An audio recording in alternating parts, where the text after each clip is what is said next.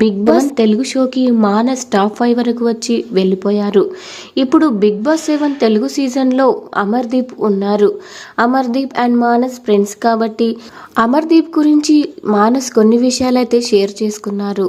అమర్దీప్ ఎవరినైనా ఇట్లే నమ్మేస్తారని, అమర్దీప్ మనసు చిన్నపిల్లాడి మనస్తత్వం అని, అందువల్లే అమర్దీప్కి బ్యాడ్ నేమ్ వస్తుందని, అమర్దీప్ ఎవరినైనా ఈజీగా నమ్మేస్తారు. అలాగే అమర్దీప్ ఏ విషయానన్నా అతి త్వరగా క్యాచ్ చేయలేరు. కానీ అమర్దీప్ ఏదైనా ఒకసారి తనకు నచ్చిందంటే అంత ఈజీగా వదులుకోరు. అమర్దీప్ టాప్ 5లో ఉండాలని కోరుకుంటున్నాను. కానీ బిగ్ బాస్లో అమర్దీప్ చాలా నెగిటివ్గా అయిపోతున్నాడు. అమర్దీప్తో నేను చాలా సంవత్సరాలుగా ఫ్రెండ్షిప్లో ఉన్నాను. అమర్దీప్ గురించి నాకు చాలా బాగా తెలుసు. అమర్ని తప్పుగా అర్థం చేసుకోకండి.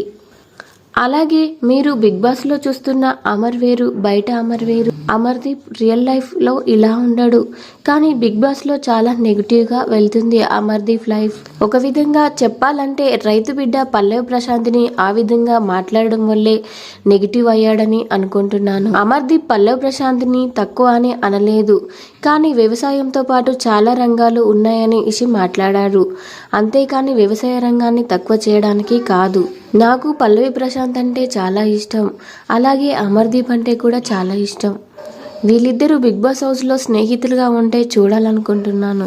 వీడియో నచ్చితే వీడియోకి లైక్ ఇవ్వండి. ఇలాంటి వీడియోస్ కోసం సబ్స్క్రైబ్ చేసుకోండి.